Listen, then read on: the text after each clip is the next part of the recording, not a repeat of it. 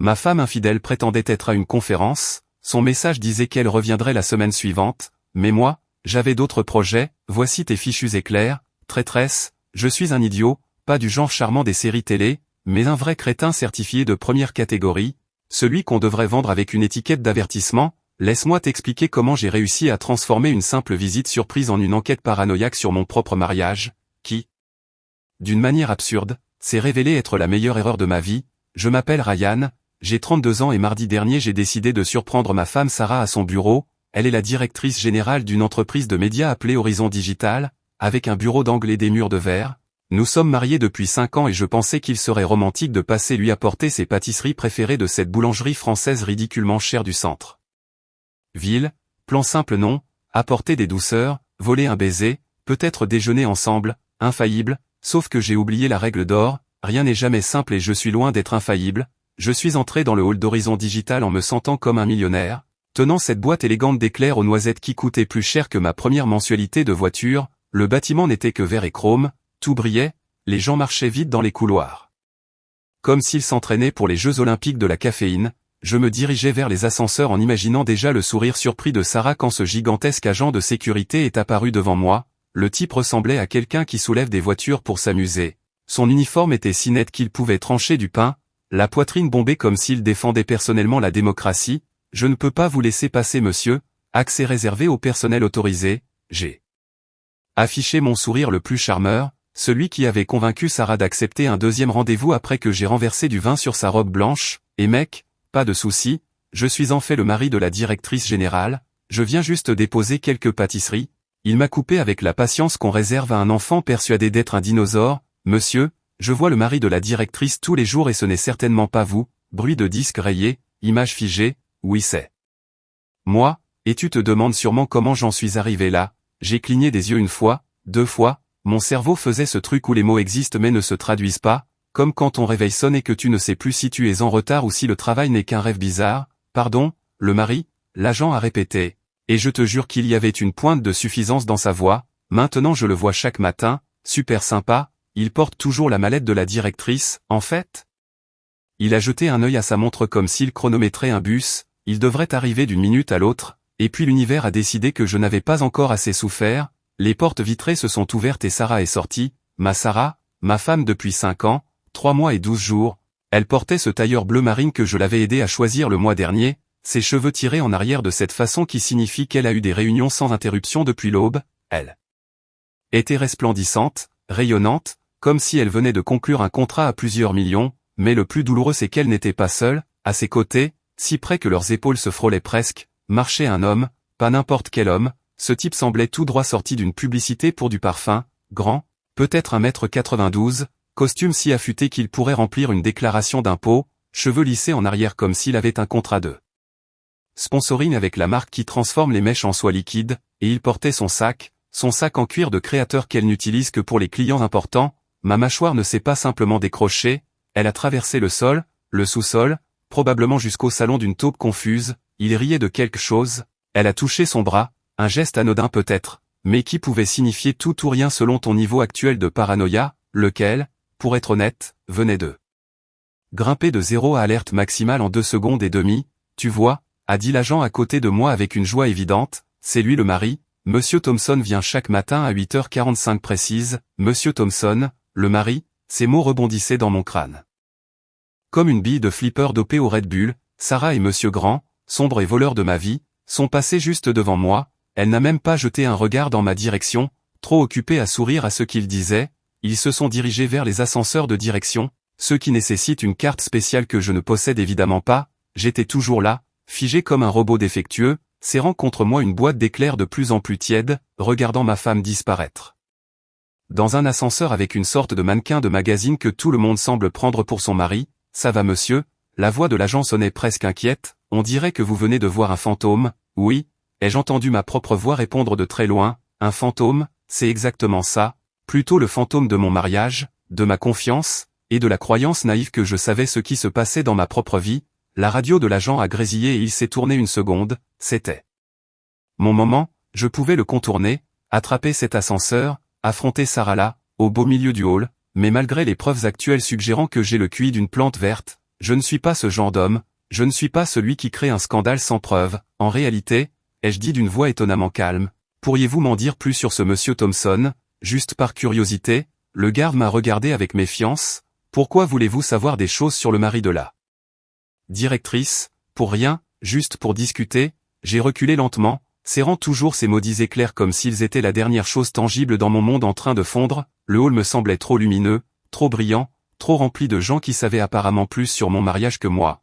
J'ai réussi à sortir avant que mes mains ne commencent à trembler. 5 ans de mariage, et un simple agent de sécurité m'annonce que ma femme a un autre mari, un mari qui vient chaque jour, un mari qui porte sa mallette, la fait rire et tient ses sacs. Je me suis forcé à respirer, à réfléchir, à ne pas complètement perdre la tête sur un trottoir public en tenant des pâtisseries. Il y a une explication, il doit y en avoir une. Peut-être que le garde est nouveau et confus, peut-être que ce monsieur Thompson est son frère, sauf que j'ai déjà rencontré son frère, et il ne mesure certainement pas 1,92 m de masculinité taillée sur mesure. Peut-être que tout ça est une blague élaborée pour notre anniversaire. Oui, c'est logique, Sarah a toujours dit que j'étais trop crédule, trop confiant. C'est sûrement sa façon de me donner une leçon avant de me surprendre avec quelque chose d'incroyable. J'ai presque réussi à y croire, jusqu'à ce que je regarde de nouveau à travers les portes vitrées et vois Sarah et monsieur Thompson monter dans la même BMW noire sur le parking des dirigeants. Les éclairs ont atterri dans la poubelle avec un petit bruit. Triste, c'est là que la plupart des hommes perdraient complètement la tête, crieraient, pleuraient, jetteraient quelque chose de cher, appelleraient un avocat dont la photo est sur un banc de bus. C'est la réaction humaine normale après avoir vu sa femme de 5 ans partir avec un sosie de Ryan Gosling à bas prix, pendant qu'un agent de sécurité t'informe tranquillement que tu as été remplacé. Mais moi, je suis différent. Par différent je veux dire que j'ai regardé beaucoup trop de films d'espionnage et que j'entretiens une relation malsaine avec le déni. Alors au lieu d'une crise émotionnelle raisonnable, j'ai canalisé mon Jason Bourne intérieur, sans les muscles, ni l'entraînement au combat, ni la confiance en soi. Je suis en fait Jason Bourne version support informatique, dont la compétence la plus dangereuse est de réparer les bourrages d'imprimantes. Je suis retourné dans le hall comme si j'étais chez moi, démarche assurée, tête haute, boîte d'éclairs récupérée de la poubelle parce que j'ai payé 17 $ pour ces trucs-là. Déjà de retour, a demandé le garde, sourcil levé. Ouais, en fait, j'adorerais rencontrer ce mari dont tout le monde parle. Quel genre de voiture conduit-il? La main du garde a bougé vers sa radio. Monsieur, je vais devoir vous demander de partir. Une BMW noire non, série 7. Il avait l'air surpris. Comment savez-vous ça? Juste pour discuter. Passez une excellente journée mon ami. J'ai quitté le bâtiment et traversé la rue. Jusqu'à ce café agressivement branché appelé Grounded, un de ces endroits où le menu est écrit à la craie, où le barista porte un chignon et où commander un petit café te fait passer pour quelqu'un d'un autre siècle. J'ai dit au barista que je voulais la chose la plus amère qu'il ait. En posant un billet de 20 sur le comptoir, je veux que ce café ait le goût de ce que je ressens en ce moment. Il a cligné des yeux, donc un café corsé. Parfait, en grand format. J'ai pris ma dépression liquide et me suis installé près de la fenêtre, à la place avec la meilleure vue sur l'entrée d'horizon. Tout va bien, c'est un comportement parfaitement normal. Je suis juste un type assis dans un café, certainement pas en train d'espionner sa propre femme. Le café avait le goût du regret brûlé avec des notes de mauvais choix de vie. Parfait, je fixais l'entrée du bâtiment comme si c'était la chose la plus fascinante que j'ai jamais vue. Des gens entraient et sortaient, zombies en tenue de bureau, serrant leur café hors de prix.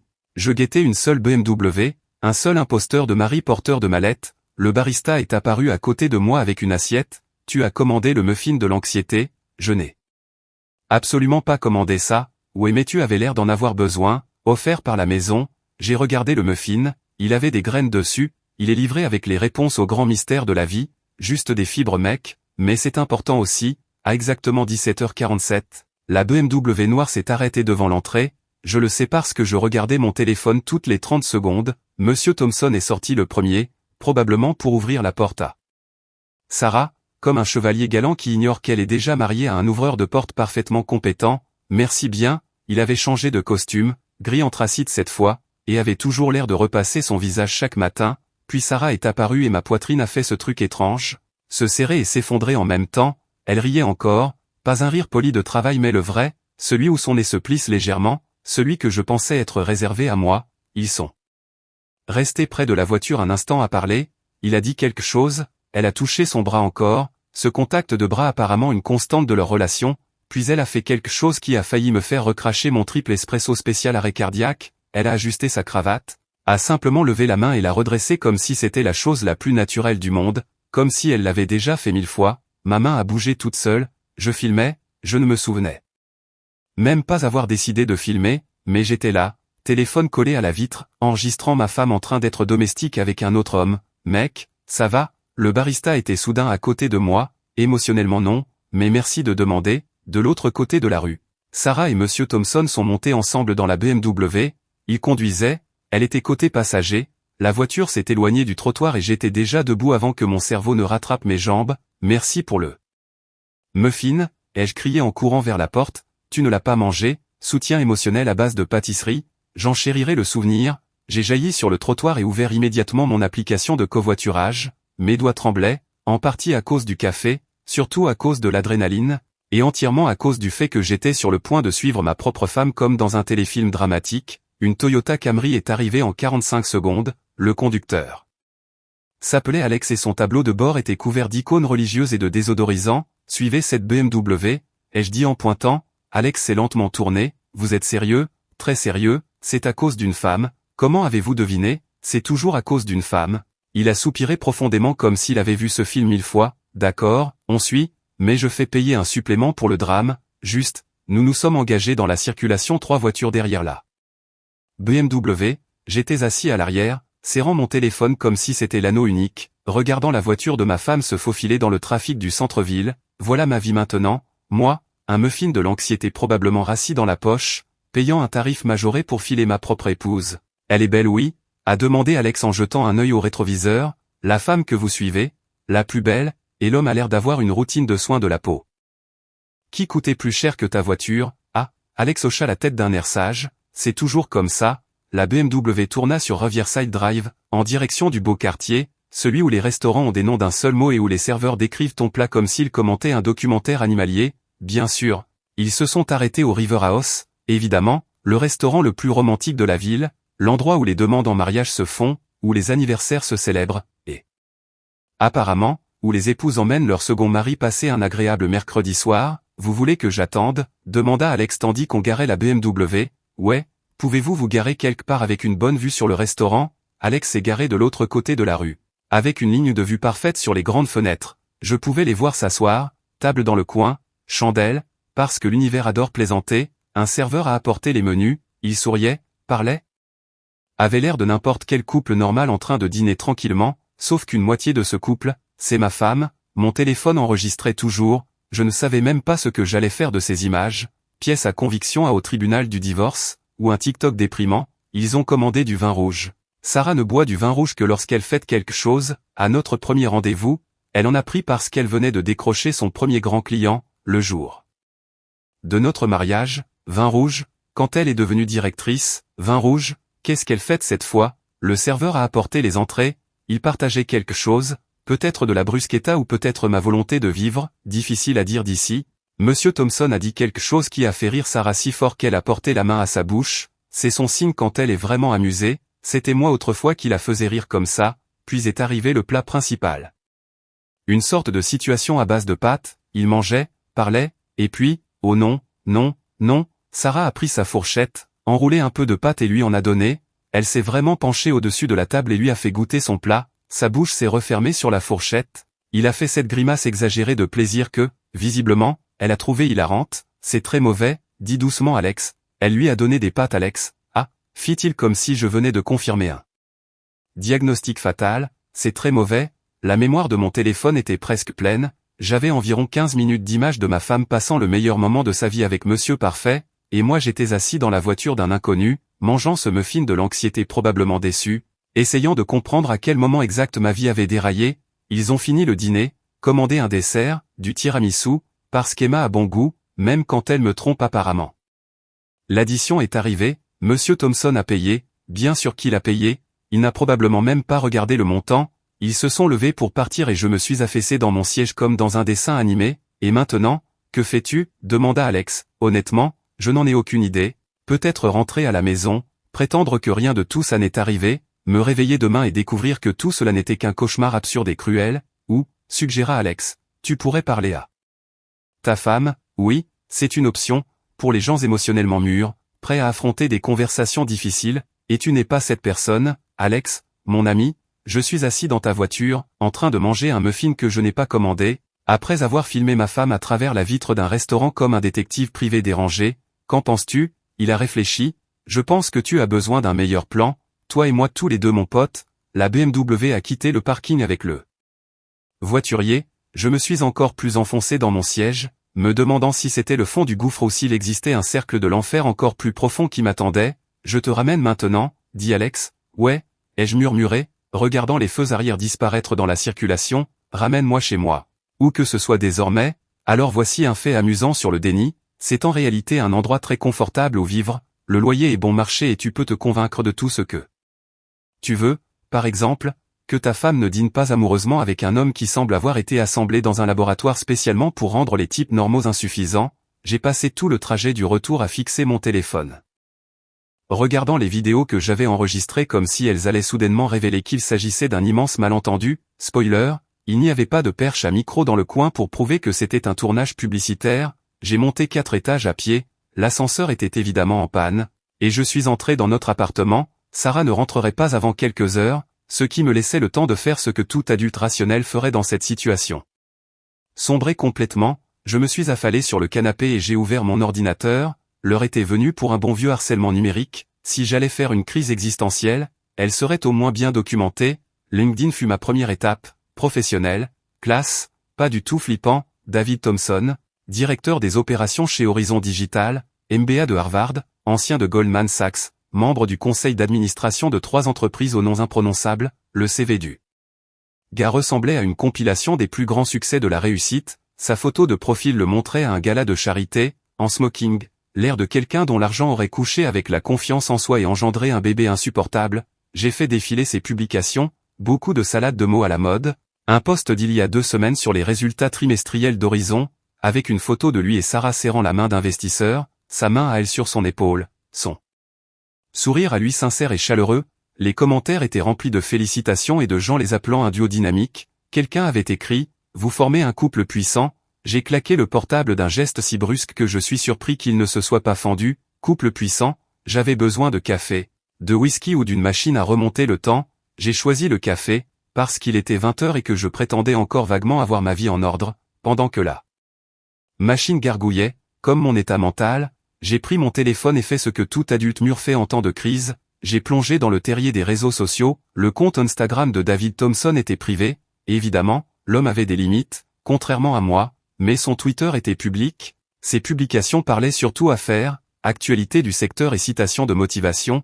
Puis j'ai trouvé quelque chose d'intéressant, un tweet d'il y a 3 semaines. La famille c'est tout, reconnaissant envers ceux qui nous gardent ancrés, accompagné d'une photo de David avec une femme et un petit garçon de 5 ou 6 ans. La femme lui ressemblait, même très acérée.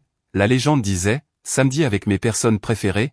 J'ai zoomé, la femme portait un bracelet d'hôpital, l'enfant tenait un ballon avec écrit bon rétablissement. Je suis retourné sur LinkedIn en cherchant un lien entre David et cette femme mystérieuse. Je l'ai trouvé en 30 secondes.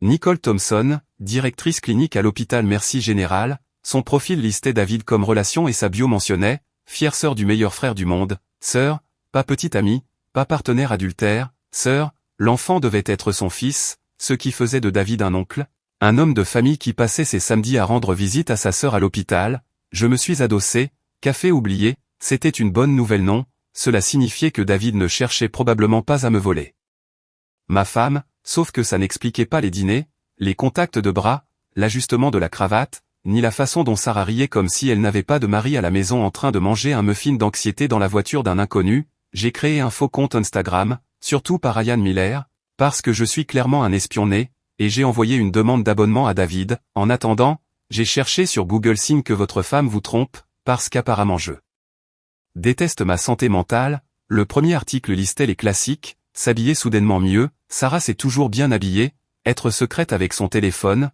elle le laisse traîner partout, travailler tard plus souvent, elle a toujours travaillé tard, rien de concluant, mon téléphone a vibré. David avait accepté ma demande, Jésus, c'était rapide, j'ai fait défiler son fil avec l'intensité d'un analyste du FBI, la plupart des publications étaient prévisibles, selfies à la salle de sport, photos de plats élaborés, voyage d'affaires panoramiques, puis je suis tombé sur le jackpot, ou peut-être son contraire, une photo du mois dernier, David et Sarah à une sorte de séminaire d'entreprise, sur une plage de sable blanc. Au turquoise, ils sont tous deux en tenue professionnelle décontractée, mais Sarah porte une robe d'été que je n'avais jamais vue, jaune, parsemée de petites fleurs, elle est absolument radieuse, les cheveux lâchés, ondulés par la brise marine, il rit de quelque chose hors champ, son bras à lui posé autour de ses épaules. La légende disait, les grands esprits pensent pareil, les meilleurs pensent ensemble, 147 mentions j'aime, 32 commentaires, tous des variations de Vous êtes incroyable, ou, équipe de rêve, l'un d'eux, signé Ashley, disait, trouvez-vous un conjoint de travail comme celui-là, conjoint de travail, j'avais déjà entendu Sarah employer ce terme, d'habitude en parlant de son assistante, mais là c'était différent, ça ressemblait à un conjoint de travail version premium. J'ai vérifié la date, le séminaire avait eu lieu il y a 3 semaines, Sarah m'en avait parlé, m'avait envoyé des photos de l'hôtel, s'était plainte de la nourriture du congrès. M'avait même appelé en visio un soir, elle n'avait pas mentionné David, pas une seule fois, j'ai continué à faire défiler et trouver d'autres photos d'eux ensemble, toujours dans un contexte professionnel, mais ils apparaissaient dans presque toutes les photos de groupe, souvent côte à côte, sur une photo d'il y a 6 mois. Probablement pendant la fête de fin d'année de l'entreprise, Sarah ajustait la pochette de David pendant qu'il riait, mon café était devenu froid, l'appartement me semblait trop silencieux, trop vide, trop rempli de questions que je ne voulais pas poser, parce que j'avais peur des réponses, j'ai entendu les clés dans la serrure, Sarah était rentrée, j'ai paniqué, fermé l'application de notes si vite que j'ai failli jeter mon téléphone, et j'ai essayé de m'installer sur le canapé d'une manière qui disait, Marie normale passant une soirée normale, plutôt qu'enquêteur paranoïaque qui t'espionne, la porte s'est ouverte et la voilà, toujours dans son tailleur bleu marine.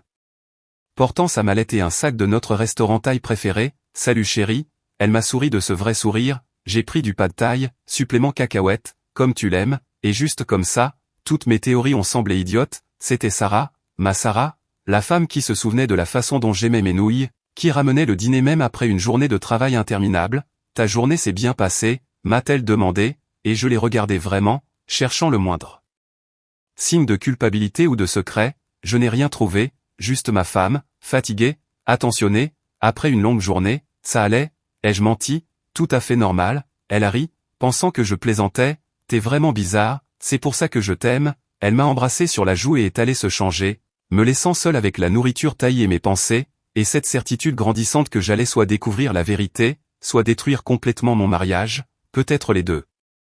J'ai sorti mon téléphone et ajouté une ligne à mes notes, demain, retourner à Horizon, passer la sécurité, découvrir ce qui se passe vraiment, le pad thaï était délicieux d'ailleurs, supplément cacahuète et tout, avait le goût de la fin du monde, mais d'une manière savoureuse. J'ai passé toute la nuit à fixer le plafond pendant que Sarah dormait paisiblement à côté de moi, ce qui ressemblait à une trahison de plus. À 5 heures du matin j'ai abandonné l'idée de dormir, je me suis levé et dirigé vers mon ordinateur. Si je devais retourner chez Horizon, il me fallait un plan, c'est là que je l'ai trouvé. Horizon organisait aujourd'hui un forum de l'emploi à 14 heures, rencontrer l'équipe, découvrir les opportunités dans les médias, café gratuit et réseautage, l'événement était ouvert au public, ce qui signifiait que je pouvais entrer tranquillement sans devoir affronter mon ennemi juré de la sécurité. Le réveil de Sarah a sonné à 6h30, elle est sortie déjà.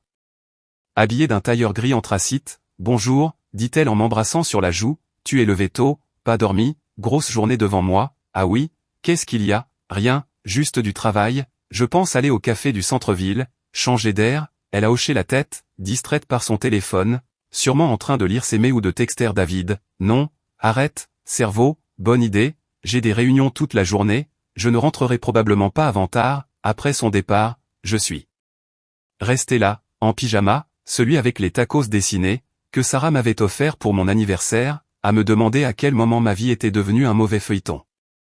J'ai passé les 6 heures suivantes à me préparer, j'ai sorti mon costume d'entretien, le bleu marine que je n'avais porté que 2 fois, à 2 mariages, je l'ai jeté sur le lit et je suis passé à la phase 2, la recherche.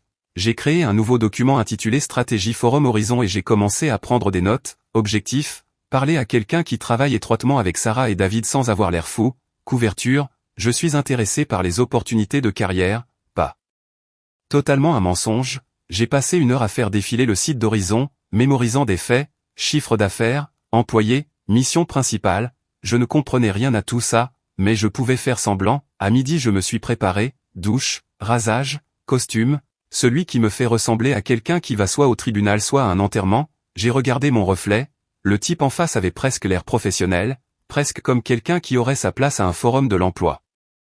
Et pas comme un mari infiltré enquêtant sur la possible infidélité de sa femme. Tu peux le faire, je me suis dit. Tu es Ryan, putain, Miller. Le trajet en covoiturage jusqu'à Horizon a duré 20 minutes. Horizon avait une autre allure l'après-midi, moins intimidante, plus accueillante. Il y avait des ballons bleus et blancs à l'extérieur et une banderole disant « Votre avenir commence ici ». Je suis entré, un autre agent de sécurité, plus jeune, moins concerné, a à peine regardé ma pièce d'identité avant de me diriger vers les ascenseurs. Le forum est au 5e étage, impossible de le rater. Le trajet en ascenseur a semblé durer 3 ans. Les portes se sont ouvertes sur un chaos organisé, des stands partout représentant différents services. J'ai attrapé un café pour avoir l'air occupé et me suis dirigé vers un stand intitulé Opérations exécutives. Derrière, une femme d'une trentaine d'années, lunettes, sourire fatigué, portait un badge disant Jennifer, bonjour, bienvenue.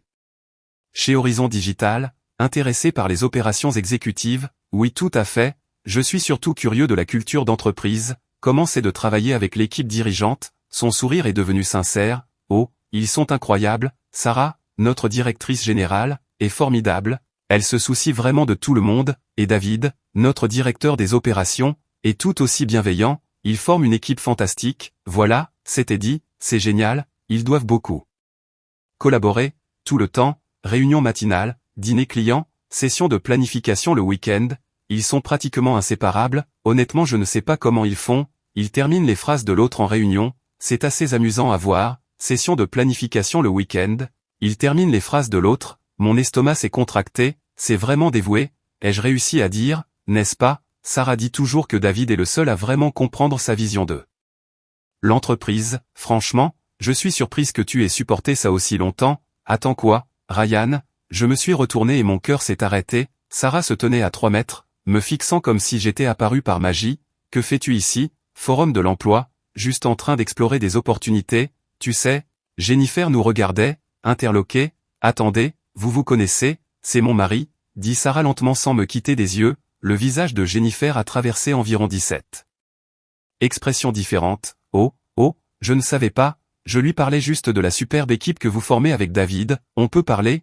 La voix de Sarah était glaciale. En privé, elle m'a saisi le bras et m'a tiré vers une salle de réunion vide. La porte s'est refermée derrière nous avec le bruit d'un cercueil qu'on scelle. Parle, dit Sarah, et j'ai parlé. Toute l'histoire a débordé d'un coup. La visite surprise, le garde pensant que David était son mari, les avoir suivis au restaurant, les avoir regardés à travers la vitre, la scène des pâtes, le faux compte Instagram, les heures passées à croire qu'elle me trompait au lieu de simplement poser une question. Quand j'ai fini je m'attendais à de la colère, des larmes, des cris, mais Sarah a éclaté de rire, pas un petit rire nerveux, un vrai fou rire, plié en deux, résonnant contre les murs de verre. Tu m'as suivi dans la voiture d'un inconnu, il s'appelait Alex, il était très philosophe, dit-elle en essuyant ses yeux. Ryan Miller. Tu es en train de me dire que tu m'as espionné parce que tu pensais que j'avais une liaison avec David, dit-elle. Quand tu le formules comme ça sonne mal, c'est mal, répondis-je, mais elle souriait encore. D'accord, laisse-moi clarifier les choses. Ce garde est juste confus. David arrive tôt chaque matin, il habite à 3 rues d'ici, on prend l'ascenseur ensemble parce qu'on travaille tous les deux à cet étage, ça s'appelle du covoiturage, et le séminaire à la plage, une conférence de leadership avec 12 autres cadres, dont Margaret des ressources humaines, 63 ans, et la cravate. David est incapable de s'habiller correctement, sa sœur l'aide d'habitude mais elle est malade, alors je veille à ce qu'il n'ait pas l'air ridicule devant les investisseurs. Et les pâtes? Sarah fit une pause. D'accord, ça c'était bizarre, il me racontait une histoire sur son neveu et je montrais une technique pour rouler les pâtes, ça avait du sens sur le moment, je me suis affaissé. Donc il n'y a rien entre vous? Sarah s'assit à côté de moi et prit ma main. Ryan, David est gay, très gay, il est en couple avec son petit ami Chris depuis 4 ans, ils ont 2 spitz nains, je suis allé à leur cérémonie d'engagement au printemps dernier, mon cerveau a surchauffé. David est gay, extrêmement, il ne s'intéresse pas à moi, il s'intéresse à Chris, à leur chien et à savoir si Restauration Hardware fait une promotion. Je suis un idiot, oui, mais pourquoi tu ne m'as pas simplement posé la question? On est mariés depuis 5 ans, j'ai soupiré, parce que j'avais peur. David est objectivement brillant et accompli, et moi je travaille à la maison en pyjama à motif de dessins animés. Je t'ai appelé la semaine dernière depuis le supermarché parce que j'avais oublié quel lait on boit. Lait d'avoine? Toujours pas retenu ça? Sarah serra ma main. Je n'ai pas épousé David, je t'ai épousé toi, celui qui m'apporte des éclairs et fait des blagues nulles. J'ai besoin de quelqu'un qui me fasse rire, pas de quelqu'un qui ressemble à une publicité pour du parfum. je suis désolé de ne pas t'avoir fait confiance, tu devrais l'être, mais maintenant tu dois rencontrer David pour de vrai, histoire d'arrêter de le voir comme un briseur de ménage. Nous avons pris l'ascenseur jusqu'au 7e étage. Sarah a frappé à la porte de David et est entrée. David leva les yeux, me vit et eut un léger sursaut. Sarah, salut, et tu as amené quelqu'un, David, voici mon mari Ryan. J'ai avancé la main, ravi de te rencontrer enfin. David me serra la main, confus. Enfin, on s'est déjà rencontrés. Longue histoire, dit Sarah, version courte. Ryan pensait que nous avions une liaison. Les yeux de David s'écarquillèrent avant qu'il n'éclate de rire. Attends, sérieusement, Sarah, tu ne lui as pas dit que ton directeur des opérations est incroyablement gay? Ma faute, incroyablement gay, confirma David, farouchement homosexuel. Chris et moi venons d'adopter un deuxième Spitz nain. Appelé Versace, mon visage brûlait, désolé d'avoir supposé des choses et d'avoir espionné ton Instagram. Tu m'as envoyé une demande d'abonnement depuis définitivement par Ryan Miller, peut-être, j'ai cru que c'était du spam. Il ouvrit Instagram, Chris et moi essayions de savoir si c'était un robot. C'est la deuxième option. David sourit, aucune rancune, Sarah est géniale et je comprends que tu veuilles la protéger, mais pour info, même si j'étais hétéro, c'est quand même toi qu'elle choisirait. Elle parle de toi tout le temps. La semaine dernière elle a passé 20 minutes à me raconter comment tu avais appris à faire la soupe de sa mère. Sarah rougit, je ne parle pas tant que ça de lui. Tu as une photo de lui sur ton bureau, en pyjama à motif. Ces pyjamas sont adorables, très adorables, confirma David. Et si on déjeunait ensemble un de ces jours, toi, moi, Sarah et Chris, qu'on fasse vraiment connaissance et que tu vois que je ne menace pas ton mariage? Déjeuner, ça me va. Ce soir-là, en préparant la soupe de la mère de Sarah comme acte de pénitence, elle m'a enlacé par derrière. Pourquoi tu n'as pas senti que tu pouvais m'en parler? Parce que j'avais peur. Quand je t'ai vu avec David, à quel point vous étiez à l'aise, à quel point vous vous compreniez professionnellement, j'ai réalisé que je ne me sens jamais à ma place dans ton monde. Tu veux savoir pourquoi je suis tombée amoureuse de toi? À notre deuxième rendez-vous, tu as renversé du vin et essayé de nettoyer avec de l'eau gazeuse en m'expliquant la science des bulles. Tu étais tellement sincère, maladroit et toi-même. Quand je rentre à la maison et que je te retrouve, je n'ai plus besoin d'être Sarah la PDG, je peux juste être moi. Tu me fais sentir que je peux respirer, vraiment. David et moi travaillons bien ensemble parce que nous dirigeons une entreprise, mais à la fin de la journée, il rentre chez Chris et moi je rentre chez toi, et je n'échangerai ça pour rien au monde. 3 semaines plus tard, Sarah est rentrée à la maison avec une enveloppe, à l'intérieur, une invitation à l'inauguration de l'aile Miller à l'hôpital Merci Général. Qu'est-ce que c'est? Ai-je demandé. Tu te souviens de la prime de conseil que tu as eue l'année dernière? Tu m'as dit de l'investir dans quelque chose qui ait du sens. Je l'ai fait, je l'ai utilisé comme financement de départ pour une aile pédiatrique que nous avons construite avec la fondation familiale de David. Tes 50 000 ont permis d'enlever 200 000 de plus. Ryan, tu fais partie de tout ça. L'inauguration était immense. Presse, donateurs, famille, personnel médical. Sarah a prononcé un discours sur la communauté. David a parlé de sa sœur Nicole, qui luttait contre le cancer, et de la façon dont cela avait inspiré leur fondation. Puis Sarah m'a appelé à parler. J'ai pris le micro les mains tremblantes. Je ne suis pas doué pour les discours, je suis meilleur pour réparer des imprimantes et trop réfléchir, mais ce projet n'est pas vraiment le mien, il appartient à tous ceux qui y ont contribué, à David et Nicole qui ont transformé une épreuve en mission, à Sarah qui l'a rendue réelle. Je suis juste un type qui a eu la chance d'avoir un bon travail, une femme extraordinaire et l'occasion d'aider. Après la cérémonie, nous avons visité l'aile, couleurs vives, fresques, air de jeu. Dans le couloir principal, une plaque, L. Miller. Les petits actes de générosité créent des ondes que nous ne voyons pas toujours. David est arrivé avec Nicole et son fils de 6 ans, Jake. Alors, qu'en penses-tu? Incroyable, on l'a construite, a corrigé David. Travail d'équipe, Jake a tiré sur ma manche. Tu viendras me voir quand j'aurai mes contrôles? Absolument. 1 mois plus tard, j'étais devenu un bénévole régulier aux événements familiaux du samedi. Jake était devenu mon petit copain de Lego, toujours fier de me montrer ses créations. David et Chris étaient devenus de vrais amis, nous dînions chez eux, et il n'était rien de ce que j'avais imaginé, juste un couple normal qui se disputait à propos de leur chien névrotique. Le garde de sécurité à l'origine de toute cette histoire m'a retrouvé un jour sur le parking de l'hôpital. Monsieur Miller, ma fille est soignée ici, leucémie en rémission, des soins exceptionnels. J'ai entendu dire que vous aviez contribué à ça. Merci, tout a pris sens. Je suis content d'avoir pu aider. Je voulais aussi m'excuser pour la confusion avec Monsieur Thompson. J'ai compris que ça avait dû causer des ennuis. En réalité, ça s'est plutôt bien terminé. Ce soir-là, en rentrant avec Sarah, je repensais à comme la vie est étrange. Il y a 1 mois, j'étais convaincu que mon mariage s'effondrait. et maintenant je faisais du bénévolat dans un hôpital pour enfants, ami avec l'homme que je croyais me voler ma femme, tenant une figurine Lego que Jake avait faite de moi, et Sarah, ouais, merci de ne pas m'avoir quitté pendant ma crise de folie, merci de ne pas avoir poursuivi David au-delà de ce dîner, nous avons gravi les escaliers de notre immeuble, l'ascenseur toujours en panne, et nous nous sommes effondrés sur le canapé. Sarah m'a volé mon sweat alors qu'elle en avait 40, mon téléphone a vibré, message de Chris, dîner vendredi, David cuisine, ce qui veut dire que je commande une pizza de secours. J'ai montré le message à Sarah qui a ri, répond oui, mais exige la pizza.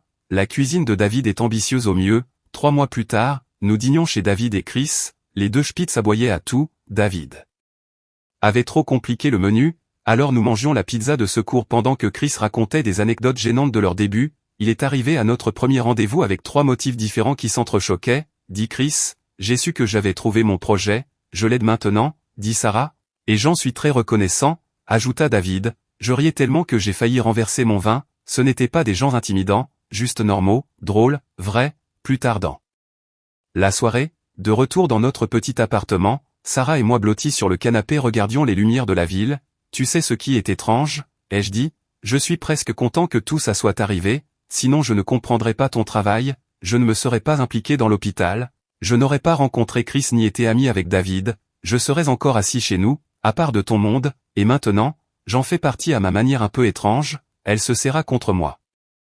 J'aime t'avoir dans mon monde, même avec les pyjamas à dessins animés. Mon téléphone a vibré, message de Nicole, j'ai construit un hôpital en Lego, maintenant c'est ta faute. Puis David a envoyé une photo de lui et Chris sur leur canapé, les deux chiens endormis sur leurs genoux, Chris faisant une grimace ridicule.